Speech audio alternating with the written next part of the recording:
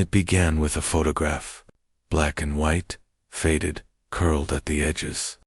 Two young boys standing barefoot in the dust, arms stiff at their sides, mouths slack, eyes wrong. One looked slightly behind the camera. The other didn't seem to be looking at anything at all. Their faces matched, but not cleanly. There was something lopsided about them, something you couldn't quite name. People used to say they were born with the same soul split into uneven halves. But those who knew them better, the ones who lived in that part of Appalachia, whispered a different kind of story, one soaked in old blood and older guilt. The twins were raised by their grandfather, a man who hadn't spoken to another adult in over 20 years. His cabin sat deep in a hollow outside High in Kentucky, almost unreachable by road. Locals say the land around it still feels heavy, like the trees are listening. That man, they said, was more shadow than flesh. No birth records, no marriage license, no name in the county books after 1921.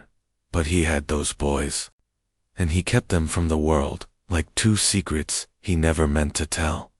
What happened in that cabin from 1938 to 1954 has never been documented. No newspaper touched it. No police files survived.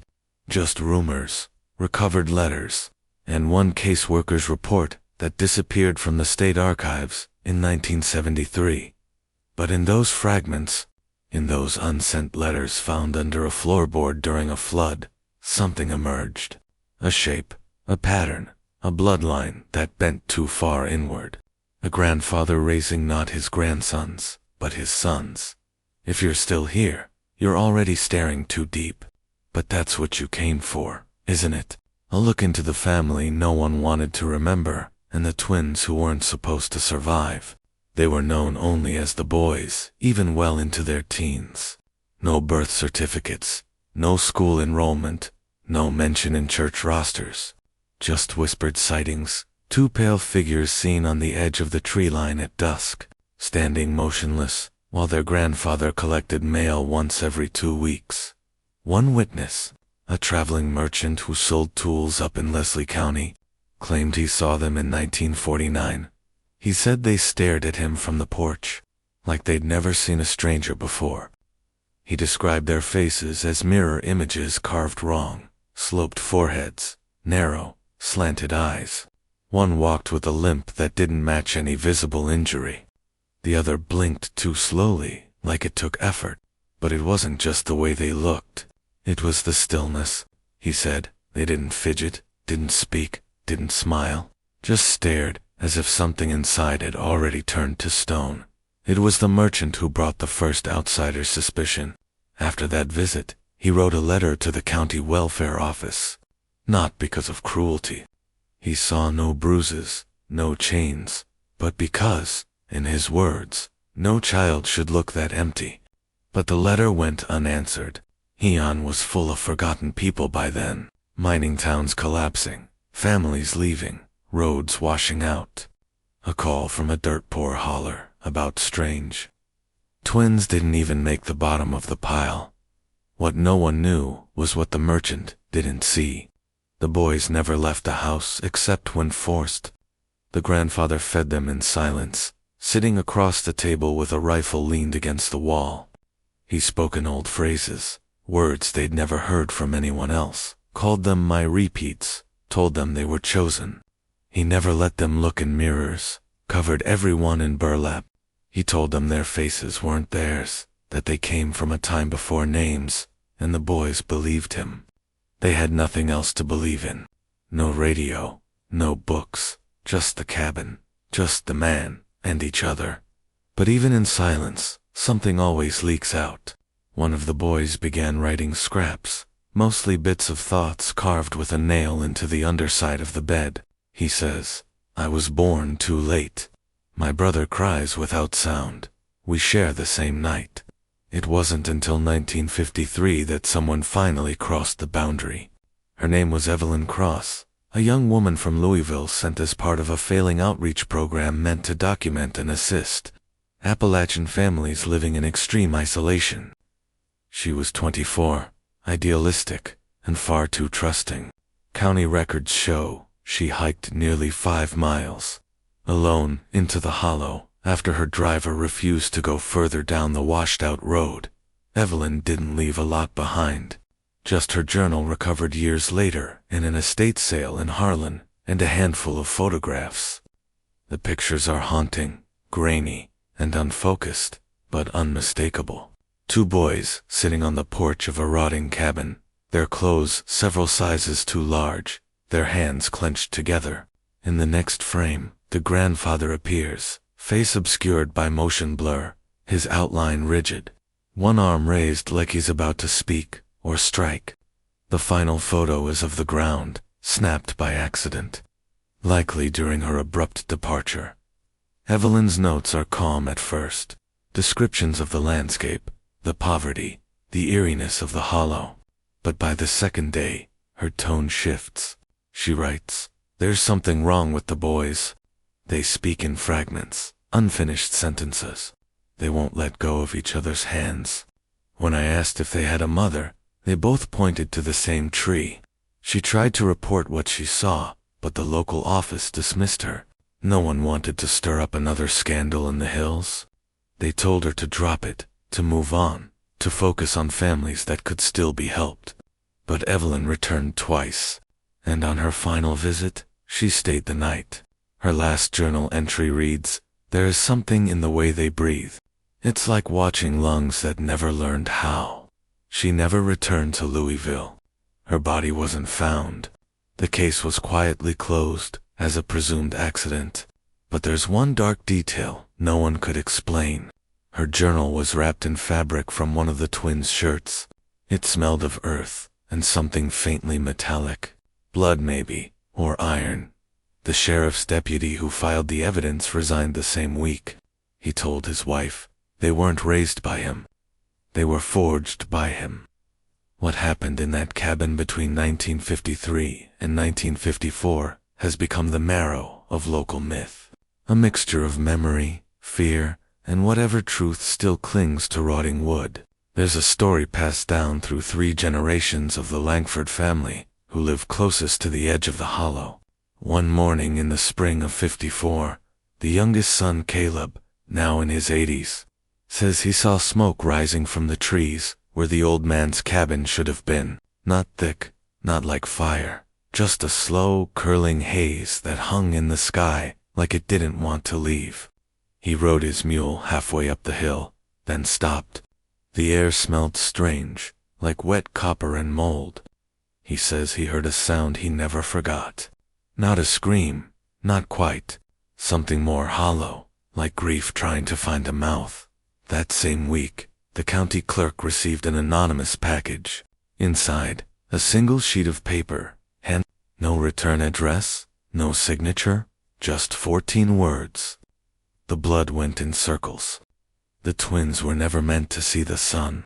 They searched the area 2 weeks later. A federal team, mostly unfamiliar with the landscape, guided by incomplete maps and shaky reports. The cabin had been burned. Not from the outside, but from the inside out, like it imploded. No bodies were found, just fragments. A jawbone, a child's shoe, several teeth, all from the same mouth. But 2 small impressions in the ash puzzled the team. 2 sets of footprints, bare, walking side by side toward the creek bed and vanishing into the mud. The grandfather was never seen again. The twins were never found, but stories continued. In 1956, a hunter claimed he saw them by moonlight, standing in the shallows of a creek, arms linked, faces turned toward the water. When he shouted, they vanished. In '62, a retired teacher passing through said she met 2 silent boys hitchhiking near Pikeville, their skin pale as porcelain, their eyes never blinking. She offered them a ride. One whispered, "We're going back." Each of these stories ended the same way. No proof, no names, just a memory too strange to retell without trembling. By the time the 1970s arrived, the twins had become folklore. Parents warned their children not to wander too deep into the woods after dusk, lest the Mirror Boys find them. Campfire tales spread through eastern Kentucky like ash on wind. Stories of children hearing whispers in the trees, of two identical figures staring through cabin windows, unmoving even when spotted. Some thought they were ghosts. Others believed they were something worse. Not dead, not living, just left behind. But not everyone dismissed the past as myth. One man didn't. Dr. Marshall Greaves was a retired psychiatrist from Ohio who moved to the area in 1971 for quiet, or so he said. In truth, he'd come because of Evelyn Cross. She had been his student once, and her disappearance haunted him. He believed the stories, or at least enough of them, to start digging. He rented a small home outside Heian and spent years collecting anything tied to the twins. Interviews, hospital records, police reports, handwritten testimonies from elderly neighbors. What he found disturbed him, not because it proved what happened, but because so much of it had been deliberately erased. Greaves noted something few others had seen. There were missing family records in the county's birth registries, entire branches of one bloodline that seemed to vanish after 1912, and when he followed those names backward, they all traced to a single family, the Merry. One branch had migrated into the mountains after a scandal involving inappropriate relations between siblings. By 1920, no male heirs remained. On paper, they'd vanished. But Greaves believed otherwise. He claimed that the twins were not just inbred, but the product of several generations of closed-loop reproduction, each generation folding inward like paper, a genetic spiral into deformity, silence, and possible psychosis. The grandfather, Greaves believed, was not a guardian. He was an architect, the final bricklayer in a structure made of flesh and madness. Before he could publish his findings, Greaves disappeared. His trailer was found empty, the door wide open. On the kitchen table, all his files were stacked neatly, and one photograph was left on top. A photo of two boys standing in a shallow creek, arms locked, heads tilted toward the camera, eyes that didn't reflect light.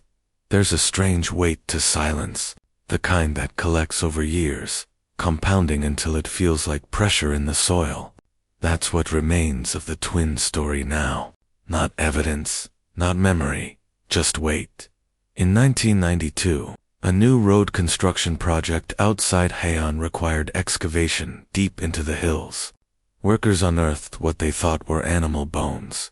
When the state anthropologist arrived, he determined they belonged to at least 3 human children, none older than 10, skulls misshapen, teeth in irregular patterns, some fused at the jaw. No matching missing persons reports, no cause of death, no graves nearby. Just buried together, as if the earth itself had tried to smother the memory. One forensic assistant, who later quit the field entirely, described the skulls as too similar to be coincidence, too wrong to be twins.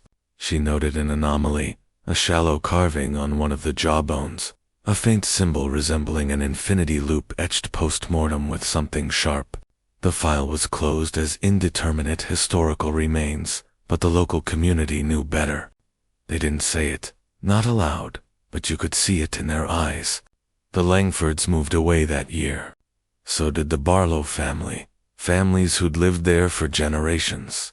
When asked why, most just said, "It's time to go." But stories never die.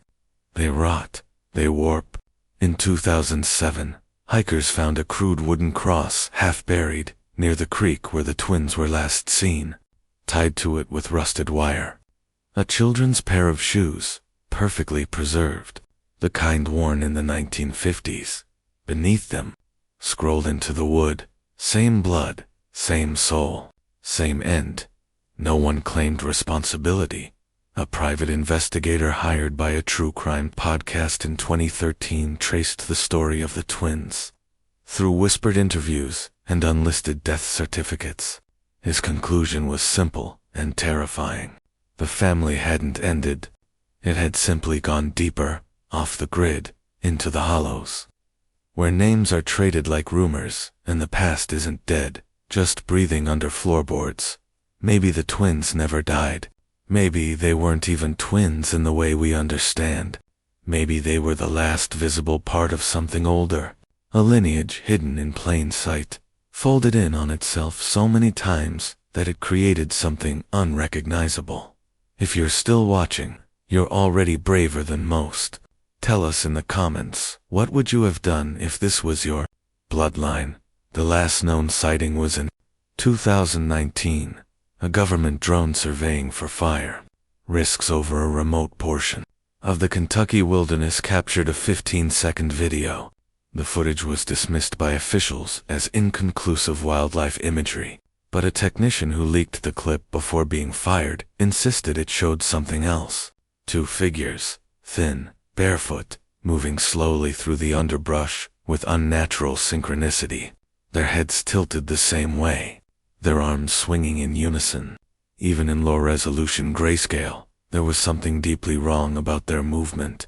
Too precise, too mirrored, as if they weren't walking, but performing. No follow-up search was ever conducted. The footage vanished from public record 2 weeks later. But that technician didn't stop looking. In an anonymous forum post, just before he disappeared, he wrote, "It's not that they survived. It's that someone wanted them to." He claimed he found evidence of mail routed through rural post offices under the Merriweather name, all sent from different addresses, none traceable to real homes, all within a 40-mile radius of that cabin's remains. And then, silence. We are left with fragments. Scraps of bone, photographs with hollow stares, burned journals, second-hand stories passed like infection through Appalachian bloodlines, but no final answer. No grave, no confirmed death, just the impression, heavy, persistent, that something was born in that hollow and never left. A grandfather whose records don't exist, a pair of boys who may never have been boys at all, a family tree with no branches, just a loop twisted into flesh and fed across generations like a sickness. They say the past dies if you don't speak of it, but not this one.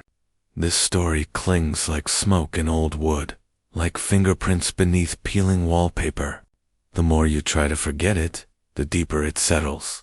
And maybe that's the real horror, not what happened, but how easy it is for the earth to hide it.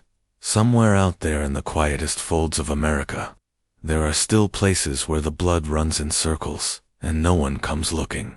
You've just heard one of them, and now you know what you weren't supposed to.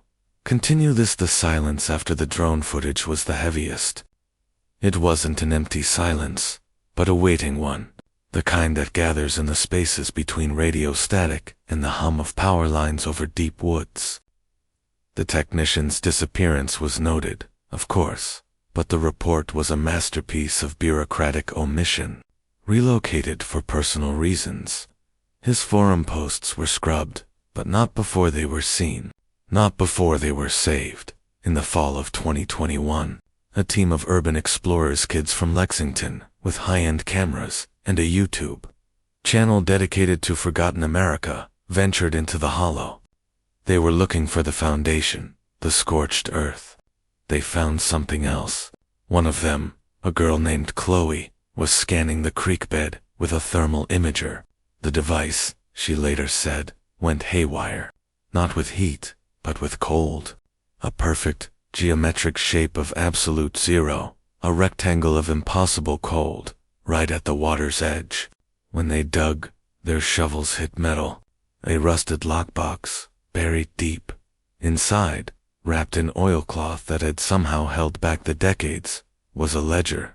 Not a journal, but a ledger, like a shopkeeper would use. The entries were in a tight, spidery script. The ink faded to brown. They were not dated by year, only by season. Planting 54. Harvest 55. First frost 56. The entries weren't for crops. They were for supplies. Bolts of burlap, tins of meat, nails, and medicine. Specific, potent medicines, whose name's one of the boys, a pre-med student, recognized as antipsychotics and powerful sedatives. The prescriptions were made out to a J. Merriweather, filled at pharmacies as far away as Knoxville and Cincinnati. The last entry, under Deep Winter 73, read, "The patterns hold. The third set thrives. The soil is accepting." They took the ledger to the County Historical Society. The old woman who ran it, a Mrs. Peake, whose family went back to the founding of the county, looked at it for a long time. She didn't touch it. She just stared, her face a mask of worn leather. "You should put it back," was all she said. When they pressed her, she shook her head. "Some roots go down too deep to pull up. You just build around them." They left, confused, a little scared. The ledger now sits in a safety deposit box in a bank in Louisville. None of them have spoken of it since, but the ledger confirmed what Greaves had only suspected. It wasn't just one set of twins. It was a process, a cycle. The blood didn't just run in circles. It was farmed then. Last year the emails started. They were sent to historians, folklorists, and a few true crime writers who had ever so much as mentioned the case online. They came from encrypted, untraceable servers. The messages were always the same, just a single line of text. A verse from an old Appalachian hymn that most people have forgotten. "The vine knows the branch knows the root. I and my house, we bear the same fruit." There was no signature, no threat, just a statement, a reminder. The most recent sighting isn't from a hiker or a hunter. It's from a satellite, a new high-resolution geological survey of Kentucky, mapping erosion patterns, captured an anomaly.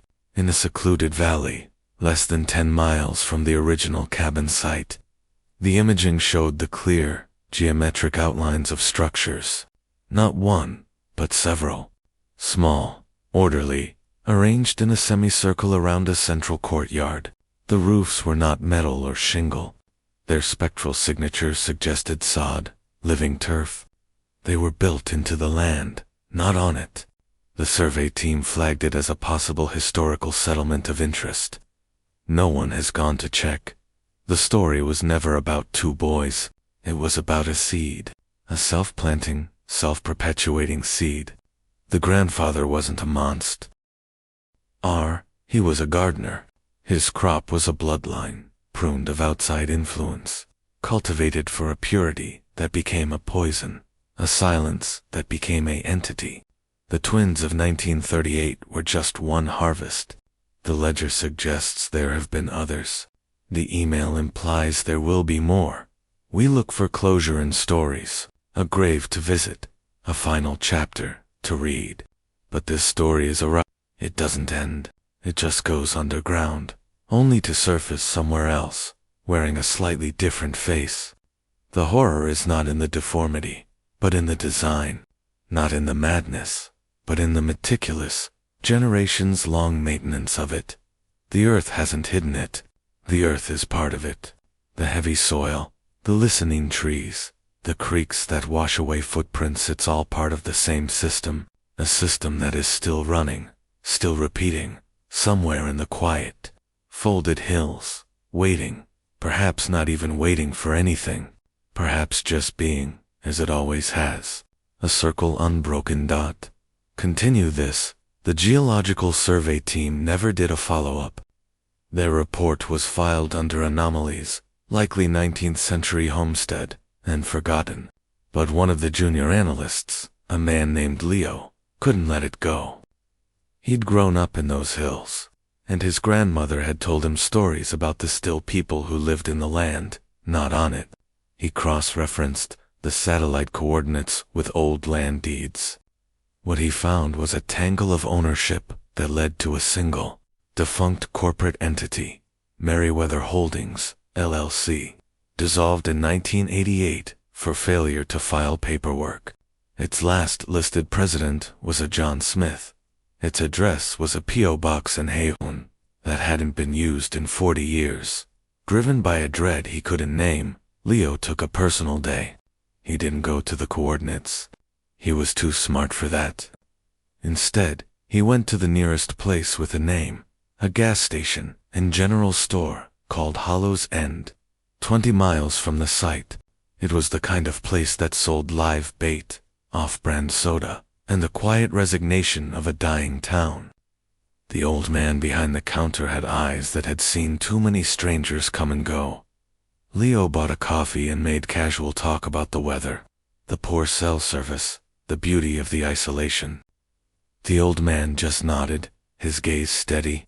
As Leo turned to leave, the old man spoke, his voice like gravel turning over. "You hear about the soil samples?" Leo froze. He hadn't mentioned his job. He hadn't mentioned anything. Soil samples. The last fella, from the university, had a little van, all his gadgets. The old man wiped the counter with a rag that was more stain than cloth.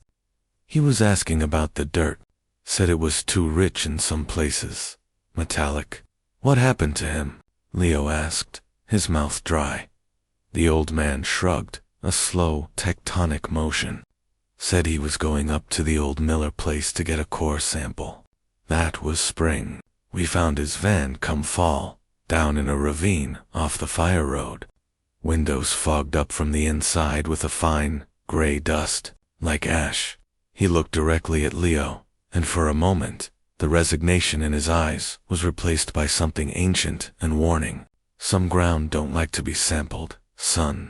Some ground knows when it's being poked. Leo drove back to the city, the taste of cheap coffee and fear sour in his mouth. He tried to access the file on the university fella the next day. Access denied.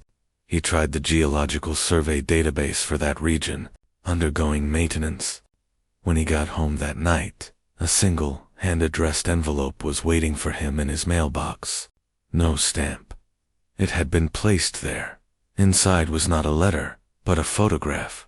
It was a picture of his own car, taken from the woods across the street from his apartment building. The timestamp in the corner was from that morning. Paperclipped to the photograph was a single, pressed flower, a type of trillium, white and delicate. In the language of these hills, the trillium means many things: recovery, purity, but also a warning. Remember, he quit his job the next week. He moved to a different state. He tells people it was for a better opportunity. But sometimes, in the dead of night, he wakes up thinking about the ledger entry. The soil is accepting. He doesn't think it's a metaphor anymore. He thinks the land itself is part of the covenant, a participant in the closed loop. The trees aren't just listening, they're recording. The creeks aren't just hiding footprints, they're carrying messages. The heavy feeling isn't just memory. It's the weight of a purpose. A design so patient and so long-term, it is indistinguishable from the landscape itself. The story continues not with a bang, but with a whisper. A whisper passed from the soil to the root, from the root to the branch. It continues in the quiet closing of a file, the sudden relocation of a curious man, the unmarked envelope in a mailbox. It continues in the geometric cold of a lockbox in a creek, and the orderly sod-roofed structures seen from space. The boys were never the horror, they were a symptom. The horror is the system. It is the self-sustaining, self-perpetuating machine of blood and land, an engine that continues to run in the deepest hollows, fueled by a silence that has learned to speak in leaves and rustling branches, and the slow, patient turning of the seasons. It doesn't need to be found. It simply is. And it is always, always growing.